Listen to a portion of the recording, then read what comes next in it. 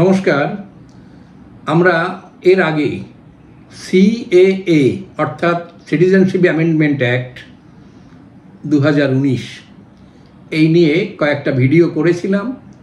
তা নিয়ে অনেক জায়গার থেকে বেশ কিছু প্রশ্ন আমাদের কাছে এসেছে।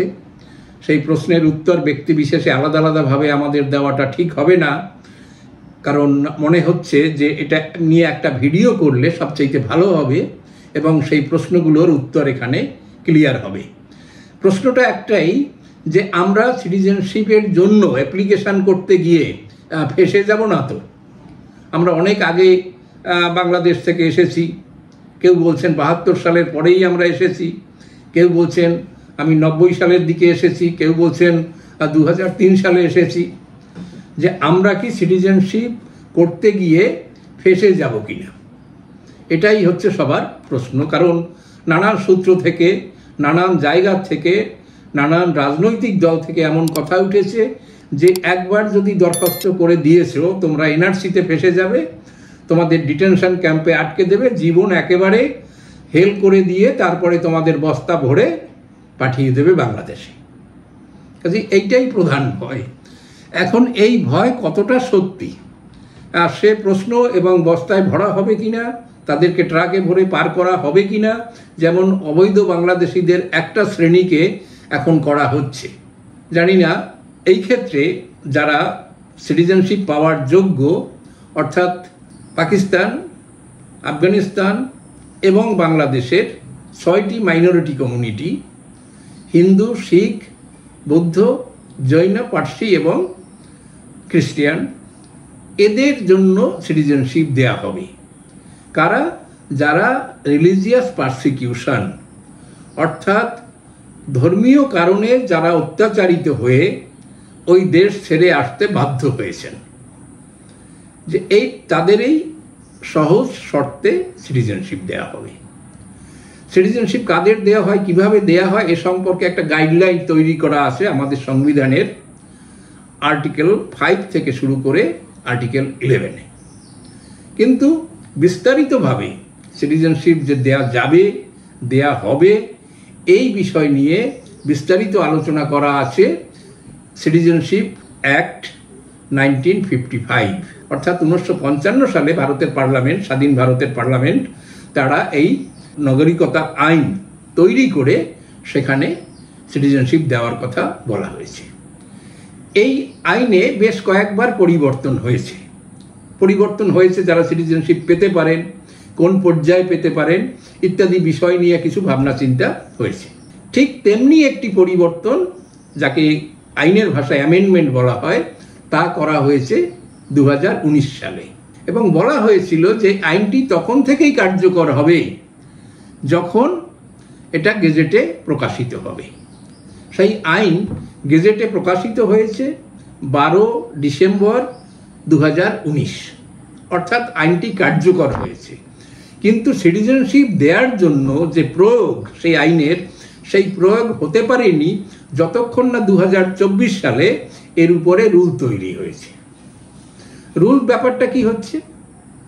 রুল হলো যে আইনটা করা হয় তাকে কার্যকরিতা করার জন্য আরও কিছু বিস্তারিত আলোচনা থাকে, এবং সেটাকে কার্যকর করার জন্য যে ফর্ম লাগবে, যে কাগজ লাগবে, সেই সব বিষয় নিয়ে রুলে আরও একটু বিস্তারিত করে বলা হয়।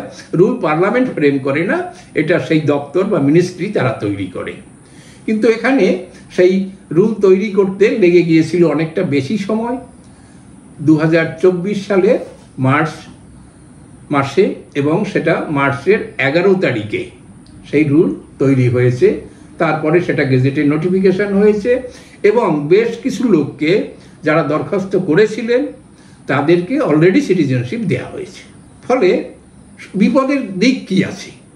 আমরা সেই বিপদ থেকে বাঁচানোর ক্ষমতা আমাদের নেই, কিন্তু আমরা আইনের যে পরিষ্কার বিষয়গুলো, যেখানে আমাদের আইন সংক্রান্ত যে জ্ঞান, আমরা আইন পড়ে যেটুকু বুঝেছি, তাতে আমাদের মনে হয়েছে যে বিপদের অত বড় সম্ভাবনা এখানে কিছুই নেই। কারণ যে অ্যামেন্ডমেন্টগুলো হয়েছে সেখানে সহজ শর্তে কিভাবে সিটিজেনশিপ দেয়া যাবে সেই বিষয়ে বলা হয়েছে। ভারতের সিটিজেনশিপ আইনে 4টি প্রক্রিয়ায় সিটিজেনশিপ দেওয়ার কথা বলা হয়েছে। তার মধ্যে সেকশন 3-এ বলা হয়েছে সিটিজেনশিপ বাই বার্থ। তারপরে সেকশন 4, সেখানে বলা হয়েছে citizenship by descent. Next citizenship by registration, section 5-এর সাবজেক্ট ম্যাটার।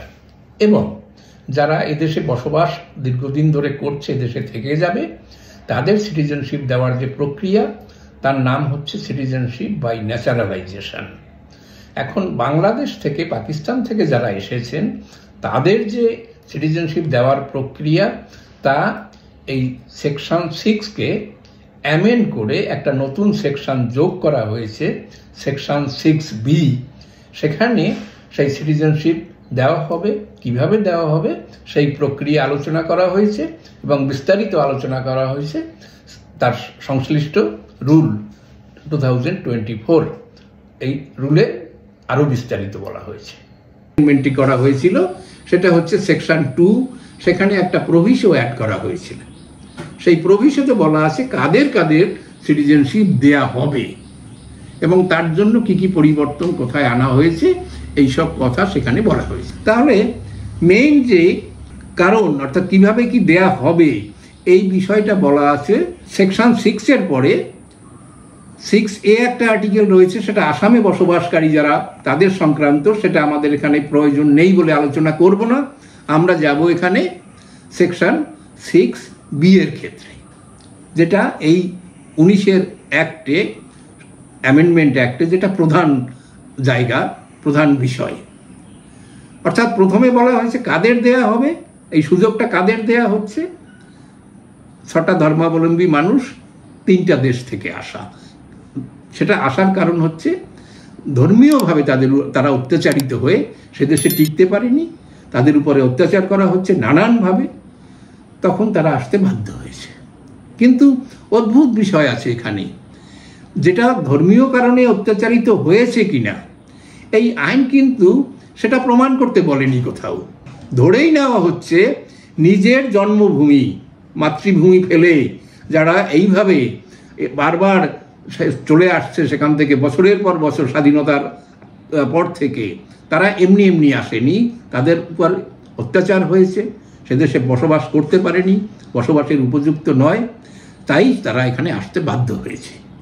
তাহলে সেই 6B, যেটা 2019-এর অ্যামেন্ডমেন্টের একটা প্রধান জায়গা, যেখানে এই শর্তাবলী সব বলা হয়েছে, আমরা সেটা নিয়ে এখানে আলোচনা করছি।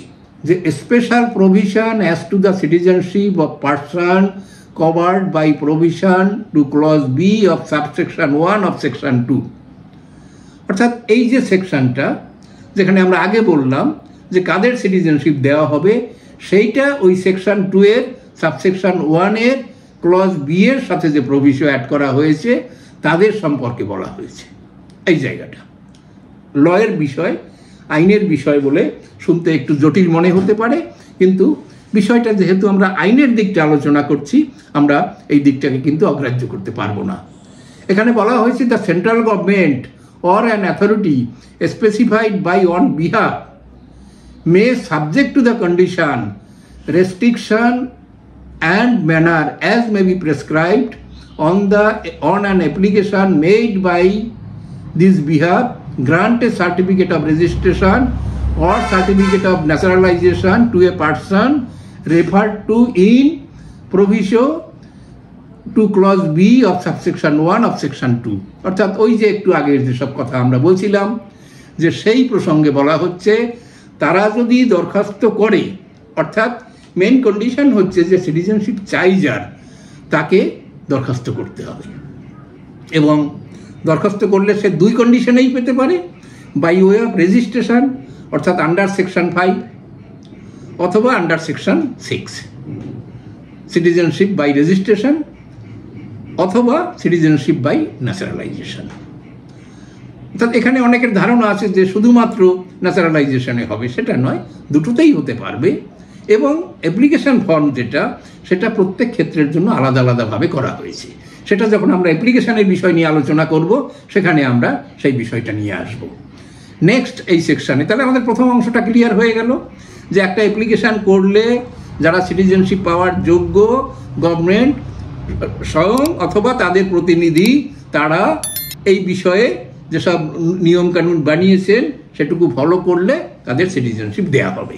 এ হলো প্রথম জায়গা, অর্থাৎ এর মধ্যে কোনো কনফিউশন নেই, সিটিজেনশিপ দেওয়ার কথাই বলা হয়েছে, নেওয়ার কথা বলা হয়নি। দ্বিতীয়ত, পরের যে সাবসেকশন 2 সেখানে বলা হয়েছে subject to fulfilment of the condition specified in section 5 or the qualification of naturalization under the provision of 3rd schedule, a person granted a certificate of registration or certificate of naturalization under subsection 1 shall be deemed to be a citizen of India from the date of his entry into India. অর্থাৎ এখানে বলা হয়েছে কি যে ওই application করলে যারা citizenship পাওয়ার যোগ্য তাদেরকে সিটিজেনশিপ দেয়া হবে, হয় যে রেজিস্ট্রেশন অনুযায়ী চাইবে সেইভাবে, আর যে ন্যাচারালাইজেশন অনুযায়ী চাইবে সেইভাবে। এবং কবে থেকে দেবে, এটা কিন্তু অ্যাপ্লিকেশন বা ডেট অফ ইস্যু থেকে নয়, অন্য অন্য ক্ষেত্রে কিন্তু ডেট অফ ইস্যু থেকে, কিন্তু এখানে বলা হচ্ছে যেদিন ভারতে এসেছে। অর্থাৎ কেউ যদি 1972 সালে ভারতে এসে থাকে তাহলে সেও যদি সিটিজেনশিপ পায় এই প্রভিশনের আন্ডারে, তাহলে সে 72 থেকেই ভারতের সিটিজেন। এটা একটা অত্যন্ত বড় রকমের অ্যাডভান্টেজ অ্যাপ্লিক্যান্টের পক্ষে। এটা ক্লিয়ার হলো।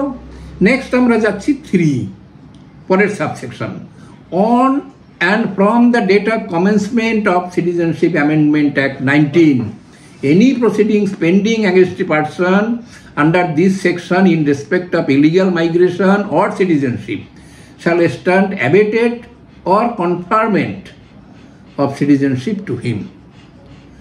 অর্থাৎ কোনো ব্যক্তি যিনি অ্যাপ্লিকেশন করেছেন তার এগেনস্টে অবৈধভাবে ভারতে প্রবেশ করা, ইলিগাল মাইগ্রান্ট, এ ধরনের যদি কোনো কেস হয়ে থাকে, কেস ফাইল করা হয়ে থাকে, তাহলে তিনি সিটিজেনশিপ পেলে on conferment of the citizenship to him, তাকে সিটিজেনশিপ দেওয়া হলে তার সমস্ত কেস এমনি এমনি নিষ্পত্তি হয়ে যাবে। তার মানে এটাও হচ্ছে ওই একই ব্যাপার, অর্থাৎ ভয় হচ্ছে যে আমার সিটিজেনশিপের একটা আমি ফেসে গেছি, সেক্ষেত্রেও কিন্তু তার সেই ভয়ের কারণ নেই। আমরা অন্তত এটা পড়ে যা বুঝেছি। দ্বিতীয়ত, এখানে একটা প্রভিশন আছে, provided that such person shall not be disqualified for making application for citizenship under this section on the ground that proceedings is pending against him and central government or authority specified by it in this behalf shall not be reject his application on that ground if he or otherwise found disqualified for grant of citizenship under this section. অর্থাৎ এখানে আরো বলা হলো কি যে case তার কারোর নামে একটা কেস পেন্ডিং আছে, তাহলে কি হবে, বলা হচ্ছে সেই কেস যদি পেন্ডিং থাকে তারপরেও সে অ্যাপ্লিকেশন করতে পারবে, এবং কেস পেন্ডিং আছে বলে দেবে যে বাবা তোমার কেস পেন্ডিং আছে, তোমার এইসব হবে টবে না, তুমি যাও, তুমি এবার জেলে গিয়া মরো। কিন্তু এই সেকশন তাকে সেফগার্ড দিচ্ছে যে না, তার অ্যাপ্লিকেশন নেওয়া হবে, তার অ্যাপ্লিকেশন নেওয়া হবে এবং তাকেও সিটিজেনশিপ দেওয়া যাবে। অর্থাৎ কারোর যদি ইলিগাল মাইগ্রান্ট হিসেবে তার অ্যাগেনস্টে কোনো কেস হয়ে থাকে তাহলে অ্যাপ্লিকেশন করলে তার অ্যাপ্লিকেশন সে করতে পারবে, করার সে যোগ্য, এবং যোগ্য হলে তার অ্যাপ্লিকেশন অন্য কন্ডিশন, অন্য শর্ত যদি ঠিক থাকে তাহলে সে সিটিজেনশিপ পাবে এবং তার সমস্ত কেস আপনা আপনি উঠে যাবে, কোনো আর কেস থাকবে না। এখানে আর একটা প্রভিশন আছে, সেটা কি, provided further that the person who makes the application for citizenship under this section shall not be deprived of his right and privileges to which he was entitled on the date of receipt of this application on the ground of making such application. অর্থাৎ এখানে further বলা হলো, কি বলা হচ্ছে, যে application করছে for citizenship under this section, অর্থাৎ এই সেকশনে যিনি অ্যাপ্লিকেশন করছেন, shall not be deprived of his right and privileges to which he was entitled on the date of receipt of this application. অর্থাৎ সে যে সুযোগ সুবিধা পাচ্ছিল, অর্থাৎ কোনো কাজকর্ম করছিল, কোনো একটা চাকরিদার ছিল, তাহলে সেই যে জায়গাগুলো সেটা কিন্তু বলা হচ্ছে যে সেই অ্যাপ্লিকেশন করার দিন থেকেই, অর্থাৎ একবার যদি অ্যাপ্লিকেশন হয়ে যায় তাহলে তার সেই সুযোগগুলো যেটা পাচ্ছিল, এনজয় করছিল, সেটা চলতে থাকে। তাহলে এটা কি হলো? এই এতক্ষণ পরে আমাদের কোথাও বিপদ তো আমার তো অন্তত মনে হয়নি। আপনারা যারা যদি আরও অন্যভাবে চিন্তা করেন তারা ভাবতে পারবেন, কিন্তু আমার কাছে মনে হয়নি যে এখানে কোনো বড় বিপদের জায়গা সামনে পড়ে আছে। নেক্সটে বলা হয়েছে যে nothing in this section shall apply to the tribal area of Assam, Meghalaya, Mizoram, Tripura as included in 6th schedule। অর্থাৎ এই যে সিটিজেনশিপটা দেওয়া হচ্ছে সেটা কিন্তু যারা আসামে, মেঘালয়ে, মিজোরামে বা ত্রিপুরায় যারা বসবাস করছে বাংলাদেশ থেকে এসে, পাকিস্তান থেকে এসে, তাদের ক্ষেত্রে কিন্তু এটা অ্যাপ্লাই হবে না। অর্থাৎ রেস্ট্রিকশন হচ্ছে তাদের জন্য। তারা যদি পশ্চিমবঙ্গে থাকে, বিহারে থাকে, উড়িষ্যায় থাকে, কোনো প্রবলেম নেই, কারণ সেই ট্রাইবাল এরিয়ার জন্য আলাদা কিছু আমাদের কনস্টিটিউশনাল রেগুলেশন রয়েছে এবং আলাদা আইনপত্রও হয়েছে। সেই আইনপত্রের জন্য কিছু সুযোগ সুবিধা, কিছু বাড়তি সমস্যা তাদের জন্য আছে। এবারে আর একটা ছোট অ্যামেন্ডমেন্টের কথা আমরা এখানে উল্লেখ করব, যে রেস্ট্রিকশনের অন্য দিক, যেটা সাধারণ লোকেরা ভাবছেন যে অ্যাপ্লিকেশনের সাথে কিছু এফিডেভিট দিতে হবে, সেখানে তো বলতে হবে যে আমি বাংলাদেশ থেকে এসেছি, এত তারিখে এসেছি, এই কারণে এসেছি, এখানে বসবাস করি। সবাই বলছে এটা তো তুমি এফিডেভিট দিয়ে স্বীকার করে নিলে, মানে তুমি ফেঁসে গেলে। কিন্তু সেখানের জন্য বলা হয়েছে যে এখানে তো বলাই হলো যে অ্যাপ্লিকেশনের দিন থেকে তার এই বিষয়গুলো, অর্থাৎ যে আইনে তারা ওখান থেকে আসার জন্য তাদের অসুবিধা হচ্ছে বা আসাটা তাদের কাছে বেআইনি বলে গণ্য হচ্ছে, সেই জিনিসটা কিন্তু আর সেখানে থাকে না। ফলে সেই অ্যাপ্লিকেশন আমরা কী লিখলাম যে ঘটনা, সেখান থেকে আমি ফেঁসে যাব, এর কোনো সম্ভাবনা এখানে আছে বলে মনে হচ্ছে না।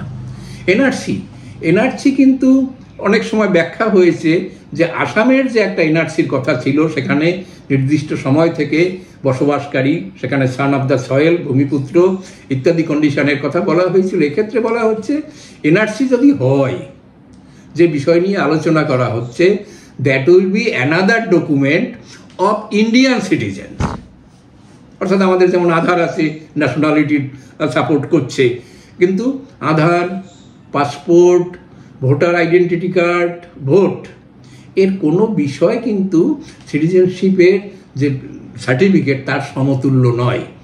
কারণ সিটিজেনশিপ হলেই ওই জিনিসগুলো এমনিতেই পাওয়া যায়। কিন্তু অনেকের ধারণা, আমি একজন মাননীয় অ্যাডভোকেট, সুপ্রিম কোর্টের অ্যাডভোকেট, তার একটা ভিডিও দেখেছিলাম, সেখানেও তিনি বলেছেন তুমি ইন্ডিয়ার ভোটার কার্ড আছে, ভোটার লিস্টে নাম আছে, আধার কার্ড আছে, তুমি ইন্ডিয়ান সিটিজেন, নো, এইসব অ্যাপ্লিকেশন তোমার কোনো প্রয়োজন নাই। আমার মনে হচ্ছে সেই মাননীয় অ্যাডভোকেট যথার্থ বলেননি।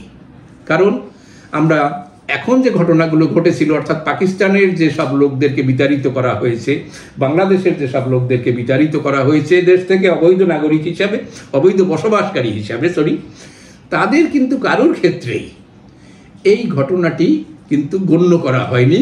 তাদের একটাই পয়েন্ট, তাদের সিটিজেনশিপ ছিল না। বাকি কাগজপত্র তাদের কাছে অনেক ছিল, অনেক পুরনো ছিল, অনেক বছর ধরে বসবাস করেছে তারা এদেশে। তারা কেউ কেউ হয়তো বা জনপ্রতিনিধিও হয়ে গেছেন এদেশের, কিন্তু সমস্ত কিছু হওয়া সত্ত্বেও তারা কিন্তু এদেশের সিটিজেন হননি বলেই তাদের এই সমস্যা, অর্থাৎ তাদের এদেশ থেকে বিতাড়িত হতে হয়েছে।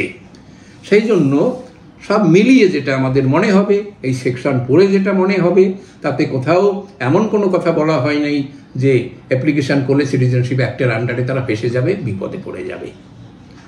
এবারে কিভাবে অ্যাপ্লিকেশন করতে হবে, রুলে কিভাবে বলা আছে, কার ক্ষেত্রে কোন অ্যাপ্লিকেশন প্রযোজ্য হবে, সেসব নিয়ে আমরা একটা স্বতন্ত্র ভিডিও করব। কারণ এর সাথে করলে ভিডিও অনেক লম্বা হয়ে যাবে, তাতে আপনাদের ধৈর্যচ্যুতি ঘটবে। আজ এখানে কোনো প্রশ্ন থাকলে আপনারা কমেন্ট বক্সে জানাবেন, আমরা আবার ভিডিও মারফত অথবা ব্যক্তি বিশেষের কাছে আমরা সেটা ক্লারিফিকেশন দেব, আমাদের বোধ বুদ্ধি বা জ্ঞান যতটা পর্যন্ত যায় সে অনুসারে। বাকি সর্বময় কর্তা হচ্ছে গভর্নমেন্ট অফ ইন্ডিয়া, তারাই এ বিষয়ে চূড়ান্ত সিদ্ধান্ত নেবেন, তাদের কথাই শেষ বলে গণ্য হবে। আমরা শুধু আইনপত্র পড়ে আমাদের যা মনে হচ্ছে আমরা সেরকম মতামত ব্যক্ত করেছি। ধন্যবাদ।